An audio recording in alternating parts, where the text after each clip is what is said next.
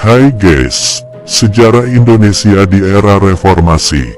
Kemarin kita sudah membahas 4 era, di mana 4 era yang dimaksud adalah era prakolonial, era kolonial, era kemerdekaan, era Orde Baru, dan ini adalah era yang terakhir di Indonesia yaitu era reformasi.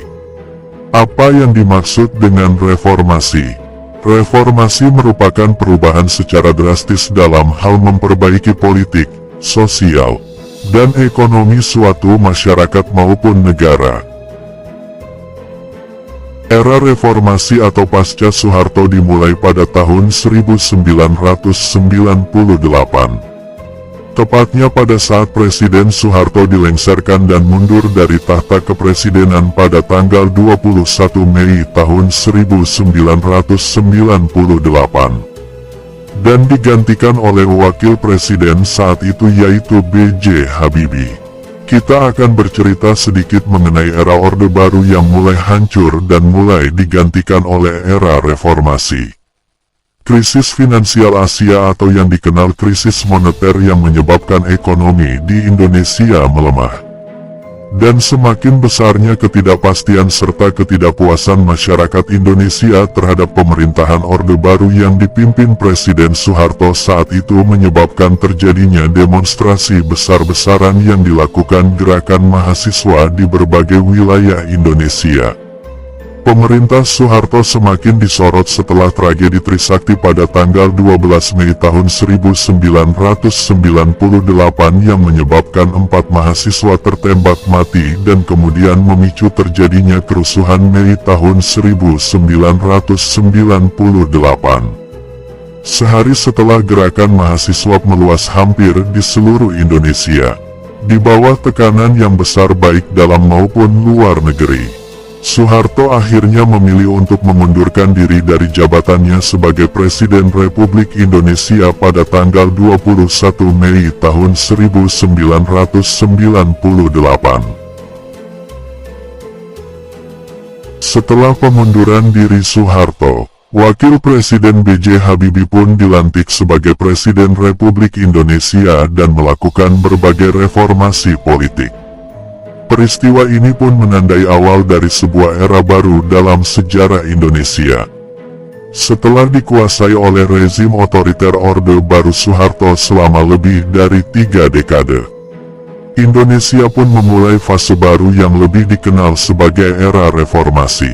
Era ini dipandang sebagai awal periode demokrasi dengan berpolitik yang lebih terbuka dan liberal dalam era baru ini. Otonomi yang luas kemudian diberikan kepada daerah dan tidak lagi dikuasai sepenuhnya oleh pemerintah pusat atau desentralisasi. Baharudin Jusuf Habibie atau yang dikenal B.J. Habibie adalah Wakil Presiden Soeharto. Dia menggantikan Soeharto pada tahun 1998, ketika Soeharto turun dari singgasana kepresidenan. Namun, hal ini tidak mengakhiri sistem politik yang diterapkan Orde Baru. Banyak orang Indonesia mencurigai Habibie karena kedekatannya dengan Soeharto dan fakta bahwa dia adalah pemain penting dalam sistem patronase politik Soeharto. Habibie tidak memiliki pilihan lain selain meluncurkan program reformasi. Lalu dia melakukan bunuh diri politik jika tidak memenuhi tuntutan masyarakat Indonesia pada kala itu. Selama masa pemerintahan Habibie, 30 undang-undang baru disetujui oleh Majelis Permusyawaratan Rakyat atau MPR.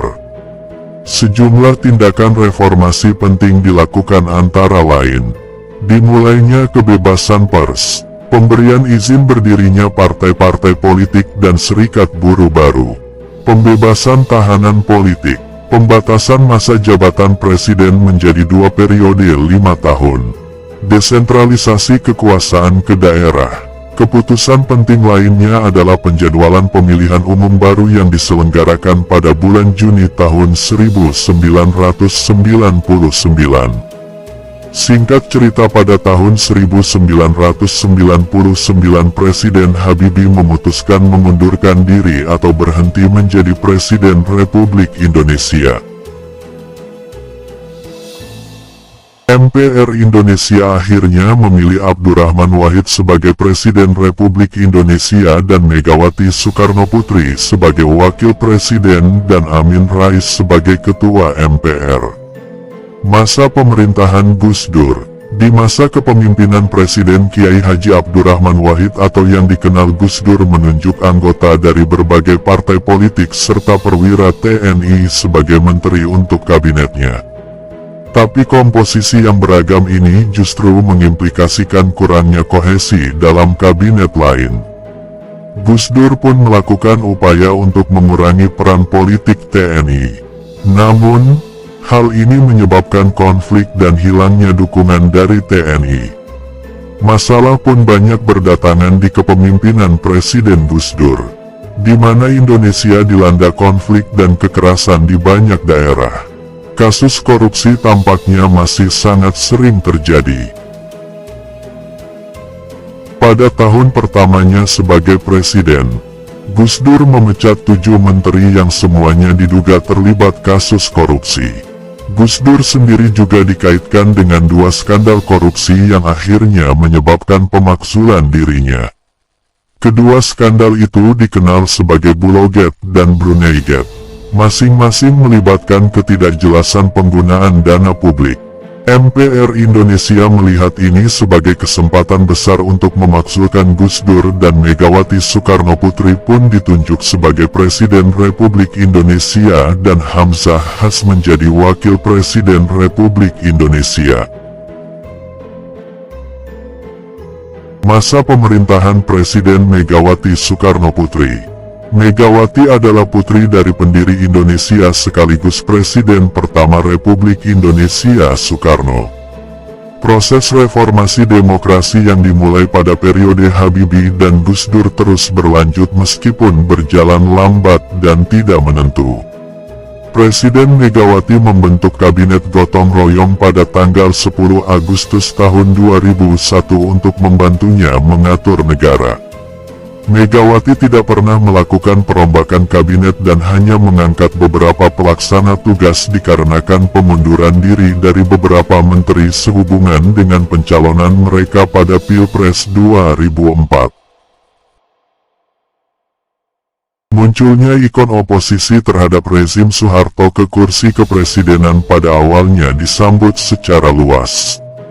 Tetapi, segera terlihat bahwa kepresidenannya ditandai dengan ketidaktegasan, kurangnya arah ideologis yang jelas dan dikenal pasif dalam urusan kebijaksanaan penting. Sisi baik dari lambatnya kemajuan reformasi dan menghindari konfrontasi adalah bahwa Presiden Megawati menstabilkan proses demokratisasi secara keseluruhan dan hubungan antara legislatif, eksekutif, dan militer.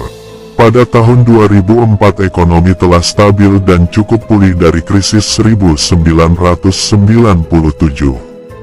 Tapi, angka pengangguran dan kemiskinan tetap tinggi. Konstitusi Indonesia kemudian diamandemen agar presiden dipilih langsung oleh rakyat dan Megawati pun mencalonkan diri untuk masa jabatan kedua. Ia secara konsisten tertinggal dalam berbagai jejak pendapat. Sebagian penyebabnya adalah pemilih muslim yang cenderung memilih kandidat laki-laki dan kinerja Megawati dipandang biasa-biasa saja selama menyandang sebagai Presiden Republik Indonesia. Meski tampil lebih baik dari putaran pertama pada pemilu presiden 2004, tetapi pada putaran kedua Megawati Soekarnoputri dikalahkan oleh Susilo Bambang Yudhoyono, mantan Menteri Koordinator Bidang Politik, Hukum dan Keamanan.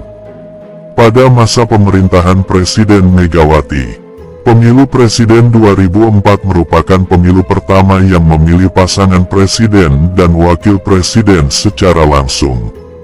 Pasangan Susilo Bambang Yudhoyono dan Jusuf Kalla memenangi pemilu setelah melewati 2 putaran pemilihan pada tanggal 21 Oktober tahun 2004. Masa pemerintahan Susilo Bambang Yudhoyono.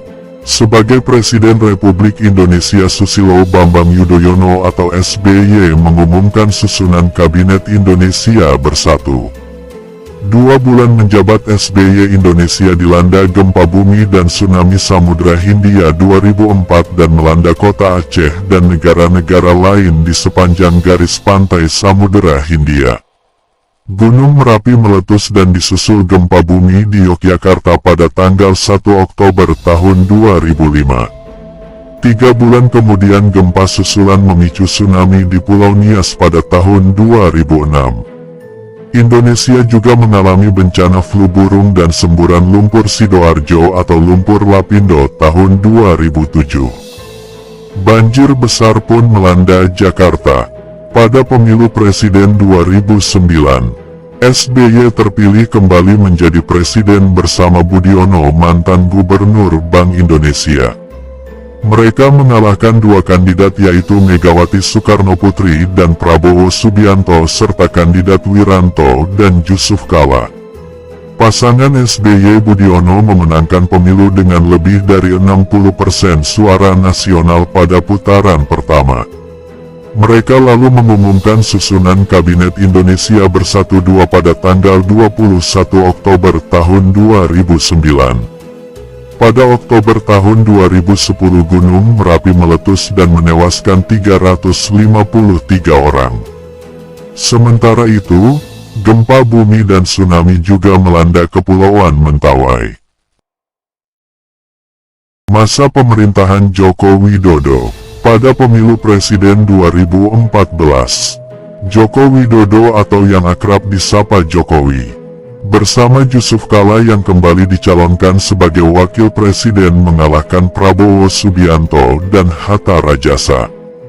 Jokowi adalah presiden pertama tanpa latar belakang politik ataupun militer. Dalam kampanye pemilu 2014 Jokowi berjanji akan meningkatkan pertumbuhan PDB hingga 7% dan mengakhiri kebijakan bagi-bagi kursi. Meski janji tersebut belum dipenuhi, semasa jabatan Presiden Jokowi, beberapa bencana terjadi seperti bom bunuh diri di Pulau Bali, gempa bumi di Palu, Lombok dan Banten serta kabut asap akibat deforestasi di Kalimantan dan Sumatera. Dalam Pilpres 2019 Jokowi kembali terpilih menjadi Presiden Republik Indonesia untuk masa jabatan yang kedua. Kali ini Jokowi didampingi oleh Wakil Presiden Kiai Haji Ma'ruf Amin. Pembangunan infrastruktur menjadi program prioritas di masa pemerintahannya yang pertama. Program prioritas tersebut dibarengi dengan program berupa bantuan sosial seperti Kartu Indonesia Pintar, KIP, Kartu Indonesia Sehat, KIS, hingga program Keluarga Harapan (PKH). Di masa jabatannya yang kedua, Joko Widodo mengalihkan fokus pemerintahan pada pembangunan dan peningkatan kualitas dan kapasitas sumber daya manusia Indonesia untuk bersaing dengan negara luar. Ini hanya sepenggal rangkuman sejarah Indonesia di era reformasi dan merupakan era terakhir di Indonesia pada saat ini. Kita sudah membahas semua era di Indonesia mulai era prakolonial, era kolonial, era kemerdekaan, era Orde Baru dan era reformasi. Di era reformasi Indonesia sudah mulai berkembang, besar dan kaya. Di era reformasi banyak kelebihan dan kekurangan yang dimiliki setiap masa pemerintahan masing-masing. Kita hanyalah manusia biasa yang tak luput dari kesalahan dan kehilafan. Sejarah kadang ada benar dan ada salah. Ada baiknya kita mengkaji lagi kisah sejarah yang ada di Indonesia dengan ahli sejarah dan seniman Indonesia. Terima kasih sudah menonton channel Sejarah Gambar dan jangan lupa dukungannya dengan cara subscribe dan like. Sampai jumpa di video berikutnya. Wassalam.